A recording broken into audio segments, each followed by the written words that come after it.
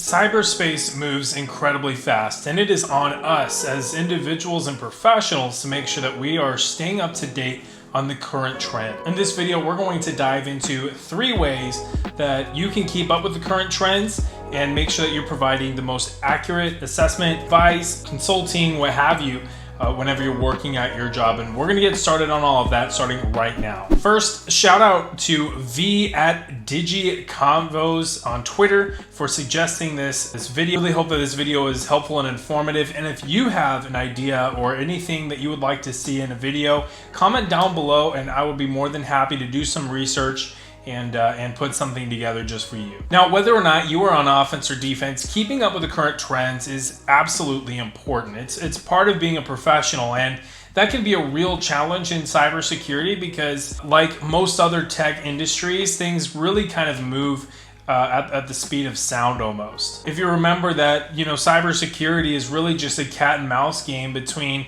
the attackers and the defenders. They're always changing TTPs to get ahead of one another. And if you're not familiar with TTPs, that's tools, techniques, and procedures. And so it's always helpful to remember or to try to find out the newest tools, techniques, and procedures, for instance, to be able to stay ahead. Now, if you're on offense, you want to try to emulate adversary tactics. Of course, in this case, whenever I say offense, I'm referring to if you're a white hat hacker, whether you are on red team or if you're a pen tester, you want to try to keep up with the newest tools that are being used, the newest exploits, the different kinds of ways that different threat actors are working in an environment, so you can try to emulate that. So keeping up with new things and with different trends is very important for you.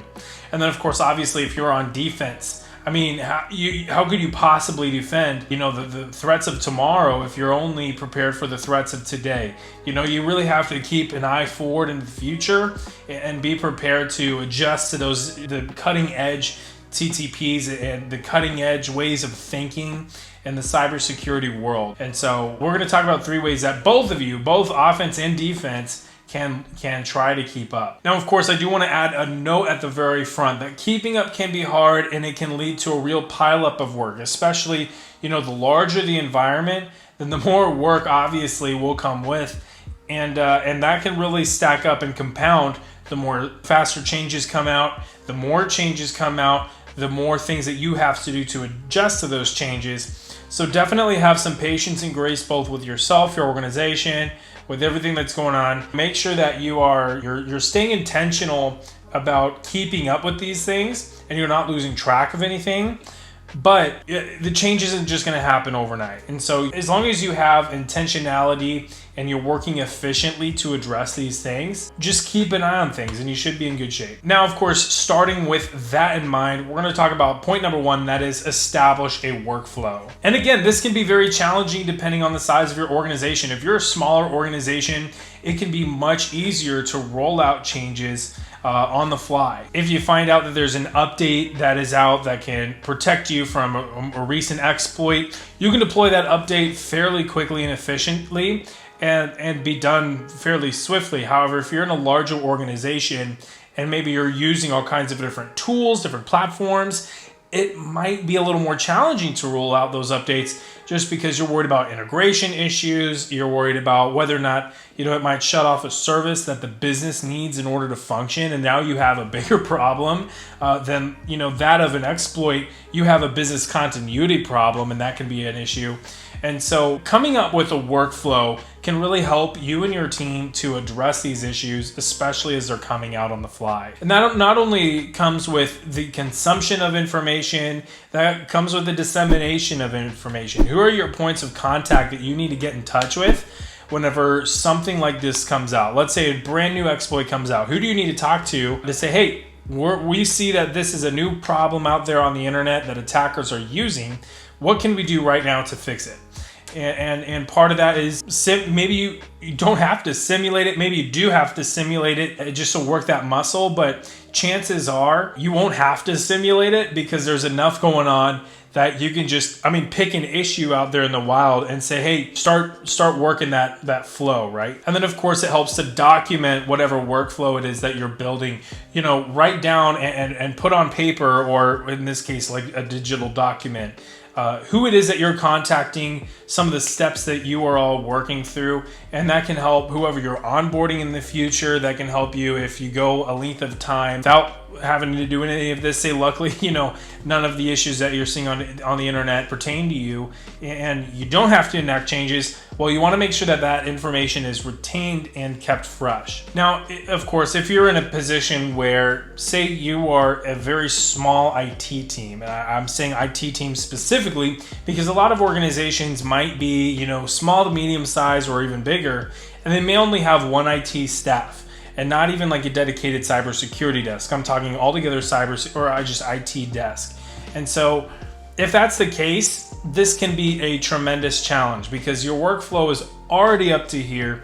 You're already overwhelmed, and now, great, you have another problem on your hands. So again, this is really where the patience and grace comes in. Just try to focus on the little things, do what you can, but obviously it's a risk mitigation, thing, and you don't want to make sure that you're waiting too long on these kinds of. And that leads to point number 2, which is establish strong information gathering and retention processes. Do you have a team in your organization that works exclusively on threat intelligence? Chances are, because statistically, most organizations aren't big enough or cybersecurity mature enough to build out their own native, organic to them threat intelligence team, which means that that's just another hat that you have to wear. And unfortunate as that is, that's also an opportunity for you to be able to build this process. Even though that might be a little frustrating, that's something you can put on a resume. But I digress. You want to find news sources. You want to find blogs. You want to find individuals out there that are putting out reliable information. Even newsletters can be a fantastic source of information.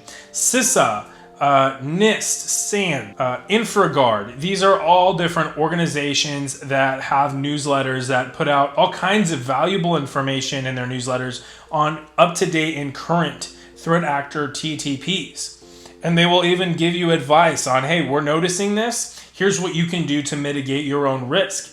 And that is a way that you can very handily, subscribe to those newsletters, subscribe to the blogs, what have you, and ingest that information and then use that to secure your environment. And of course, that leads to point number 3, because maybe there is a source and you haven't seen it, and that might be where you need to involve other people in this process, and they can catch that for you. Not only does that reduce the overall workload on you, it distributes the workload amongst the team or amongst other individuals, but it gives more people skills and awareness and has them in that mindset of, okay, we're in an environment that is contested. There are attackers out there that are trying to gain access, and we need to figure out how it is that they're doing that.